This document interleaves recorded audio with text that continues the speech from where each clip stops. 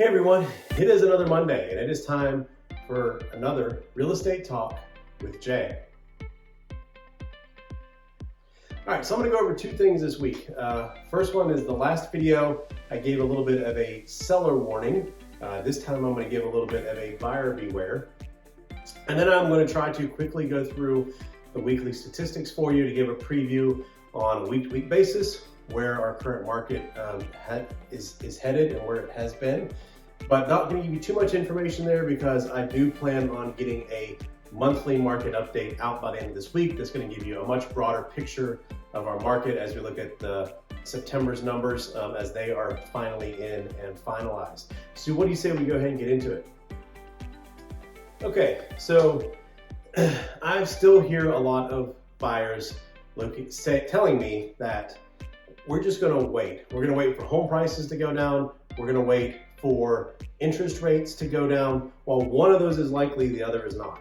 Home prices are not likely to go down. Everybody thought we might see them go down this year, but they haven't because we still have persistently low inventory of homes available to sell. It's a supply versus demand issue and nothing else. There is a low supply and still decent demand for homes in our area, which is why prices are up just north of 10% so far this year compared to this time last year. So this is a graphic, it's buyers purchasing power. This just shows you kind of the average monthly payment of a mortgage at these interest rates, at these prices. The ones I have highlighted show you the current median price, which is around $260,000. So if you were to purchase a median priced home in this current market, and this is just kind of an estimate of what our local interest rate would be, right at 8%, that's going to be your monthly principal and interest payment. Now, if you want to wait, the likelihood of home prices going up that median home price going up 20% is pretty good over the next 6-9 months to a year, maybe even more, because we've seen they are over 10% this year, which would definitely go up more than 20% on a median priced home. You would have to wait for interest rates to drop a full percentage point just to have the same monthly payment that you could have currently. So that median home has gone up in price. You've got to pay more for it, although it is at a lower interest rate, and your monthly budget is just about the same, but likely it'll even be higher than that because you can see if it goes up, the more that price goes up, the lower that interest rate has to drop for you just to be able to afford the same monthly payment you would have at the current interest rate and current median price. However, if you bought that $260,000 home at 8% interest, look at that same, if interest rates drop a percentage point over that same period, you could then refinance that loan and save yourself almost $200 a month off your payment by going ahead and buying now and refinancing later.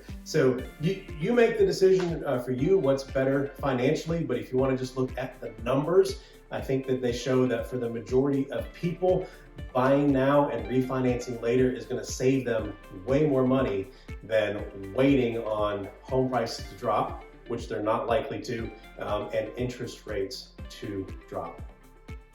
I'll get more into home pricing in the monthly video, but just suffice it to say for now, the likelihood of home prices dropping is extremely low. But as I always say, the only caveat is something crazy happening in the world, like maybe World War III. But at that point, there's a lot bigger problems going on than home prices, as we've seen over the last week is what's happened in the Middle East. All right, so let's go ahead and take a look at the weekly statistics. And we're going to start with new listings. So you can see the number of new listings is still trending higher than on a weekly basis than the year-to-date average, but it hasn't really necessarily peaked or plummeted. So it is higher than it was at other times this year, but we're still lower than this time last year as far as the number of new listings coming onto the market. However, if you look at the active listings, those are still experiencing a slow but steady increase week over week as far as the number of homes that we have available on the market to purchase. We're getting close to almost 1,500 homes at any given time on the market to purchase, which is good news. However, it is still way below what we consider a balanced market. We'd have to be anywhere from 2 to 3.5 times that current number to be at a balanced market, to get out of this current seller's market that we have been in for at least 5 years, if not longer.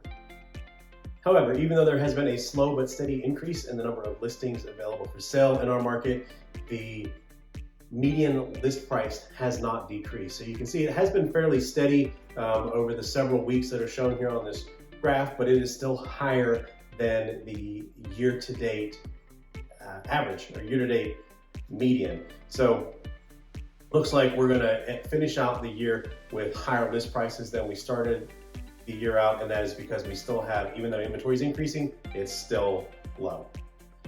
The number of pending listings, which is the number of homes that are currently under contract, is still higher than the year-to-date average, though the weekly trend seems to be decelerating on a week-to-week basis, which is no surprise as we head into November and December. Home sales tend to slow during those months anyway, just because it's simply because of the holidays, and anyone's out looking to purchase homes are the ones that absolutely have to due to job changes or other things. So it does tend to be a slower time in the market, which is what we're also seeing on closed listings. They are still higher than the year-to-date average on a week-to-week basis, but it does look like they're starting to come down and decelerate more towards that average this week and maybe even over the coming weeks, but we'll keep an eye on that. So all of those trends have kept sales prices fairly steady and high as well. Those are above the year-to-date average, so it looks like we're gonna finish out the year with higher sales prices than we started the year. Again, like I said, that year-to-date median is 10 point something percent higher than it was year-to-date last year. So we have not seen a decrease in home prices this year. They have continued to increase, though that is a little bit slower than we saw during the height of the pandemic shift in populations. One thing we have actually seen some movement in right now is price reductions. It's kind of a tale of two cities. So as far as the share of homes sold over the past week, that decreased a pretty good amount. So there were fewer homes that sold below list price than there were in previous weeks. However, the share of the active market, so the share of homes currently for sale at a reduced price from the original list price, is almost 50%. So that has moved up. We were in the low 40s. Now we're at almost half of the homes on the market for sale or at a reduced price from their original list price.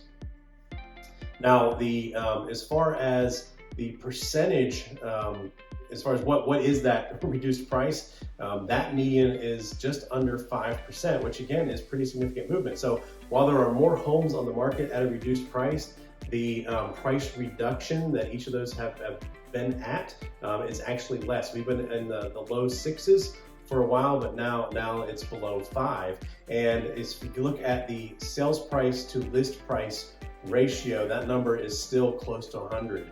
So even though there are more homes that are currently listed at a price that's reduced from their original list price, when they sell, they're still selling pretty close to what that current asking price is.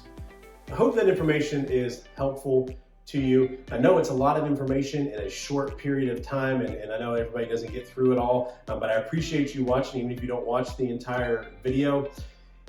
If you do find this information helpful, please like this video. Please subscribe to either my YouTube channel or my Facebook page, because the statisticians still show me that over half people that watch these videos, even the ones that watch them all the way through, are not actual subscribers to my page or my YouTube channel. So please go the extra mile and do that as well. That helps get me increased exposure and hopefully gets this information out to people, because I do feel like it's not information that the average person is getting from the normal media outlets. So this is much more localized and relevant to our market today. And as always, if you know of anybody looking to buy a home, sell a home, buy land, purchase land, or anything in between real estate wise in our local market, I would love the introduction, the chance to sit with them and see if we would be a good fit for working with each other. So as always, I'm Jay Cottrell with eXp Realty here in the Tri-Cities. And that's it for this week. We'll see you next week or whenever the next video comes out.